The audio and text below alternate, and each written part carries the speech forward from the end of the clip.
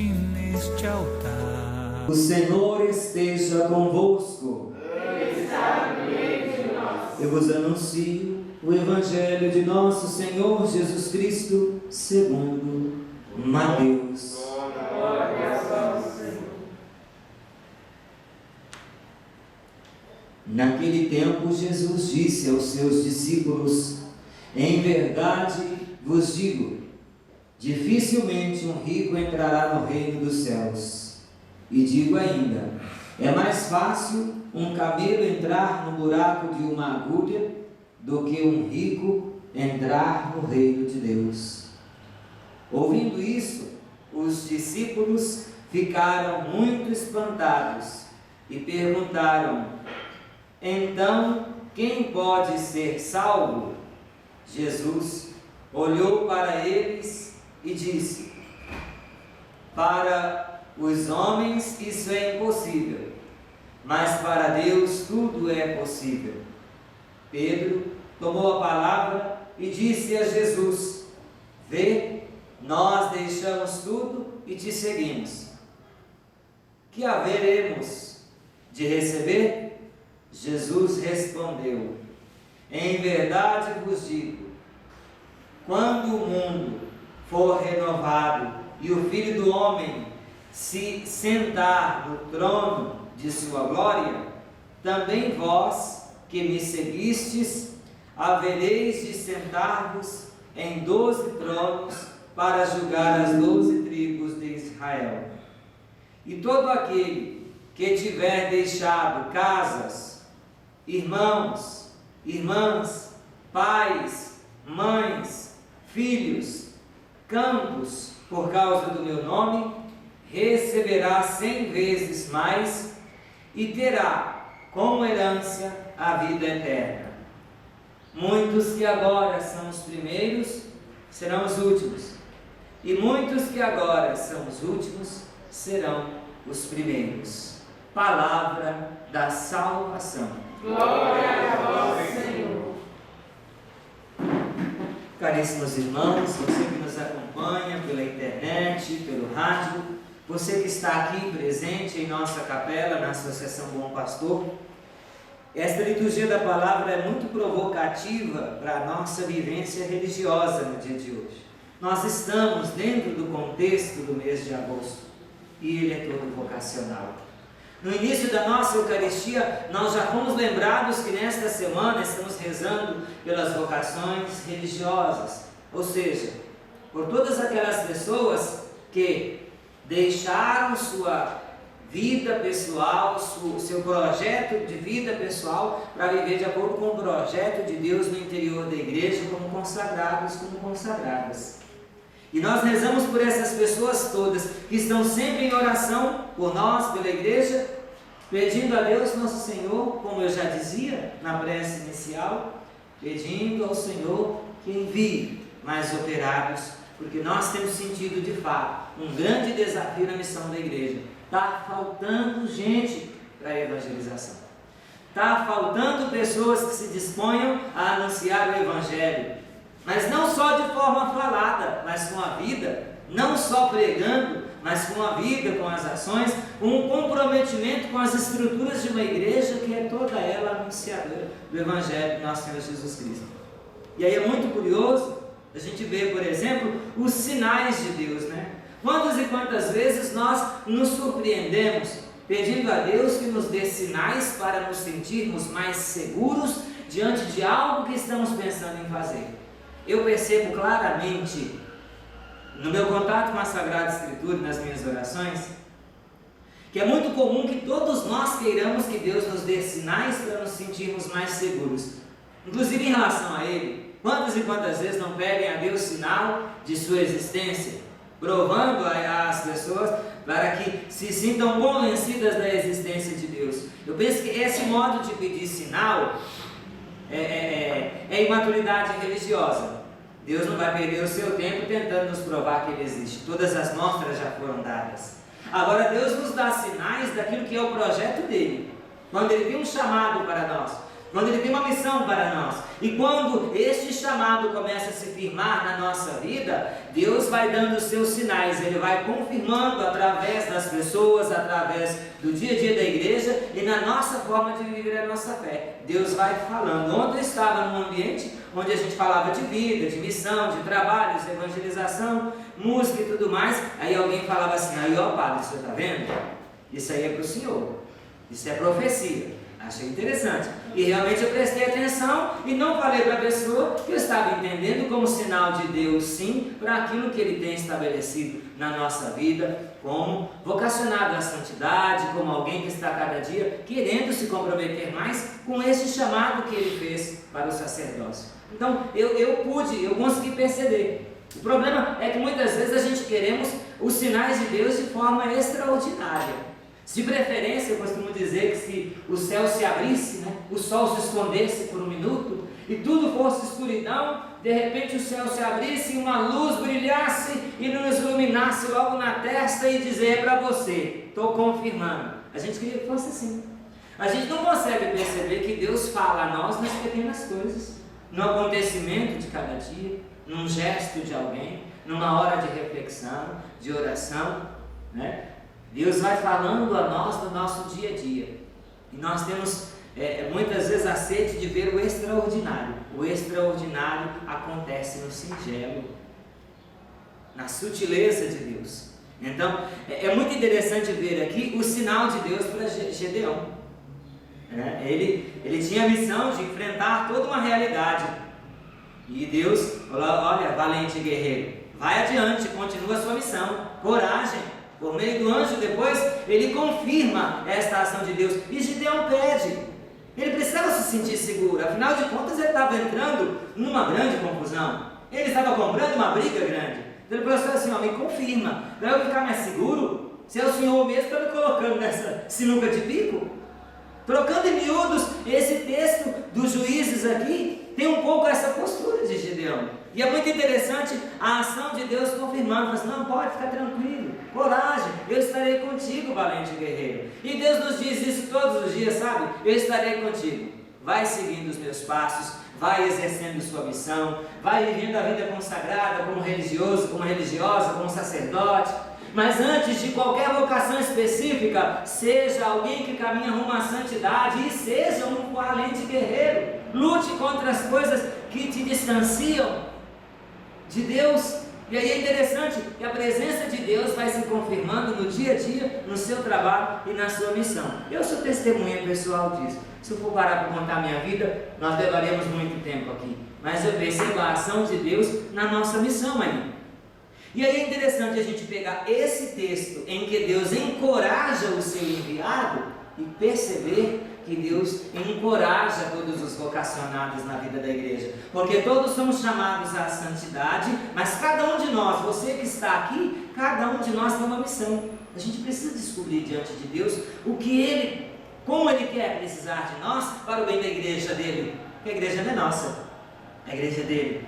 Como Ele quer precisar de nós, qual é a batalha que Ele quer que travemos, e a gente precisa com muita tranquilidade. Aí sim, o projeto não é nosso. Paremos de querer que Deus confirme as nossas coisas. Peçamos a Deus para nos mostrar o que Ele quer e como Ele quer que façamos aquilo que Ele nos pede e Ele nos envia a fazer.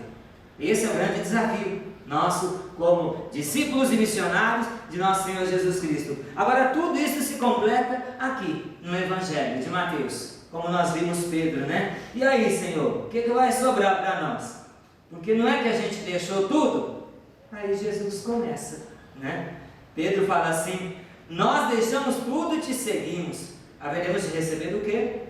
E Jesus vai dizendo: olha, quando houver a restauração, o Filho do Homem sentado em seu trono de glória, vocês que foram fiéis, vocês também estarão sentados comigo, participarão do projeto do Pai diretamente. Por quê? Porque já estão participando aqui.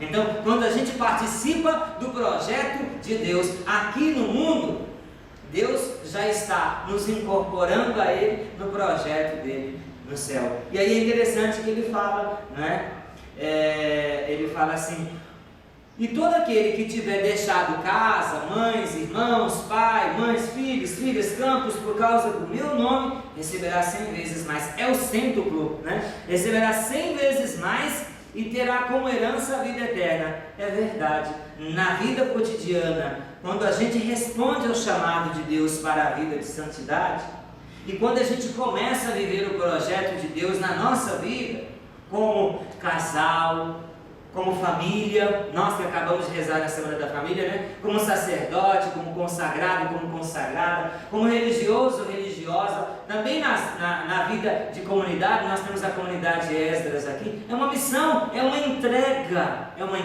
quase 20 anos de entrega nessa experiência dedicada à evangelização pelos meios de comunicação. Então, Deus vai nos dando a alegria de perceber que tudo aquilo que vem a nós, porque deixamos as coisas humanamente valiosas nas estruturas do mundo e abraçamos o que é mais valioso que é o Evangelho, a gente sente aquela plena satisfação e realização em Deus. Por isso a gente acaba recebendo 100 vezes mais. Ainda nesta vida, tem um outro trecho no Evangelho que diz assim: e depois Jesus fala fundamental, e ainda receberá a vida eterna. E aí Jesus vai colocando aquela lógica que a gente já conhece, né? Para lidar com as coisas de Deus, para se relacionar com o Criador, para buscar a santidade, que é o primeiro chamado que a gente recebe. Para estar na intimidade com Deus, a gente tem que entender que é preciso se desprender das estruturas humanas materiais. Porque das estruturas humanas materiais, nós muitas vezes corremos o risco de nos tornar escravos. Por isso que Jesus vai falar assim: olha, nesse mundo, muitos que são os primeiros serão os últimos. Por quê? Porque a gente vive no mundo da competitividade. Como é que as pessoas se tornam primeiras nesse mundo? É quando tem mais dinheiro no bolso, é quando tem o cargo, o título, quando tem o governo sobre determinada situação, quando é o Todo-Poderoso, quando tem muitas posses. E o mundo ensina, o mundo que nós vivemos, ele ensina diariamente que para as pessoas serem alguma coisa, elas precisam ter algo mais. E aí nós entramos muitas vezes nesta lógica de querer ser o primeiro, estar bem, se promover, se dar bem, para se sentir mais forte que os outros no mundo. Enquanto nós deixamos esta lógica de pensamento reger a nossa vida, dominar o nosso coração, nós estamos perdendo espaço no céu. Por quê? Porque nós estamos esquecendo do projeto de Deus, porque nós estamos colocando a vida em segundo plano, porque nós estamos colocando a justiça em segundo plano, terceiro, quarto ou quinto. E aí nós nos tornamos pessoas insensíveis, muitas vezes desonestas, para adquirir o primeiro lugar do mundo. Por isso Jesus fala: olha, quem está ocupado em ser o primeiro nesse mundo, está correndo um grave, seríssimo risco de ficar por último, e talvez nem entrar, porque se tornar adversário da vida, vai ficar difícil de estar na comunhão com Deus, não terá como encontrar acolhimento. Aqueles que são meus, agem conforme os meus desígnios. Aqueles que não querem ser meus, rejeitam os meus ensinamentos. É a lei de Deus. A lei de Deus, ela não nos aprisiona, ela nos liberta. Porque à medida que nós tomamos o ensinamento para a nossa vida, aí nós vamos então colocando em primeiro lugar o que vai de fato nos levar à vida plena. Por que muitas vezes neste mundo nós temos dificuldades e vemos muitas pessoas sendo últimas? A gente olha para a pessoa, quantas e quantas vezes nós encontramos alguém ou comentamos com as pessoas assim: nossa, você viu fulano de tal? Nossa, que judiação, mas ele sofre demais, meu coração dói com a situação que ele passa, é muito injustiçado, é muito maltratado, ninguém dá oportunidade para ele, isso e aquilo. Mas o curioso, ele não perde a humildade, ele não perde a fé. Por quê? Porque ele está se apegando ao que é o valor maior e não está tão ocupado em entrar na competitividade dos relacionamentos humanos, que muitas vezes não podem torná-lo o último no projeto de Deus. Então, uma pessoa que está muitas vezes experimentando o lugar de ser o último e passando por privações nesta vida, ela está com uma grande possibilidade de entrar na glória divina, sim. porque ela não se rege pelos pensamentos dos corações humanos.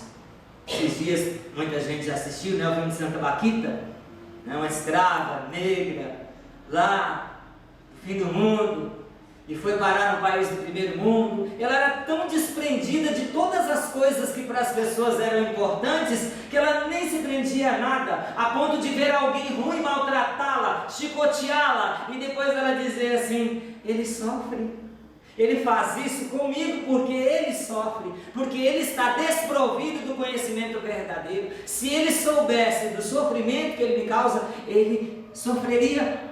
Mas ele está cego, ele não consegue enxergar a verdade. Isto é enxergar as coisas do alto, é olhar para o outro, além da miséria do outro, e ter misericórdia mesmo sendo injustiçado. Isso é entrega de Deus. Não é à toa que ela foi considerada santa pela igreja, né?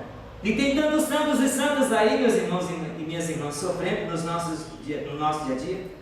Então tomemos cuidado. O que é riqueza para nós? O que é projeto de vida para nós? Se for nosso, se for pessoal, se for humano, vai nos levar ao fracasso. Agora, se o nosso projeto, ele casa, ele entra em comunhão, ele se harmoniza com o projeto de Deus, que é a construção de um mundo mais justo, de um ambiente mais harmonizado, onde a vida seja colocada em primeiro plano e todos tenham oportunidade de melhorar a cada dia, entrar na intimidade com o Criador. Já aqui começa então o salário a chegar no dia a dia, e mesmo que hajam privações humanas, há satisfação interior pela comunhão com Deus. Voltando do início do Evangelho, né? É mais fácil um camelo entrar pelo buraco de uma agulha do que um rico entrar no reino de Deus. É o pensamento humano. Jesus está falando a partir do pensamento humano. Tem muita gente apegada por aí. E tem muita gente que não tem nada, que está apegada à mentira, se achando um tal, poderoso. Esse também dificilmente vai entrar no reino dos céus. É preciso haver uma mudança de pensamento em nós, é preciso perceber o projeto de Deus, acolher o projeto de Deus. Isso é riqueza maior. E quando se fala um camelo entrando e passando por um buraco com agulha, não pense, senhora, que é aquela agulha que a senhora costura em casa, que a senhora põe a linha, molha na ponta da língua, põe no buraquinho da agulha e coloca lá. Não tem como. Um camelo nunca vai entrar por dentro dessa agulha que a senhora faz as costuras dos remédios em casa, não. Aqui a Sagrada Escritura, Jesus está fazendo referência a um tipo de laço, a um tipo de nó que era bem fixo, que dificilmente o animal se soltaria dele, mas Jesus fala que é mais fácil o animal se soltar daquele tipo de amarra, de laço, de nó que se dava naquela época, mesmo quando as pessoas consideravam muito difícil. Mais fácil o animal se soltar dali do que aquele que está apegado às coisas deste mundo, ignorando o projeto de Deus, vivendo só da matéria, e entrar no reino dos céus. Porque o bem maior, a riqueza maior é o ensinamento, é a lei de Deus, é o ensinamento da Sagrada Escritura. Por isso tem vida nova todo aquele que se entrega rezando pelos religiosos e religiosas. Entreguemos-nos à oração, pedindo ao Senhor que mande mais operários para a nossa igreja e que nos dê condições nessa Assembleia Arquidiocesana de Pastoral do próximo final de semana, de nos renovar como igreja, para entender o que Ele deseja que estabeleçamos em nossa caminhada de fé. Louvado seja nosso Senhor Jesus Cristo. Para sempre seja louvado.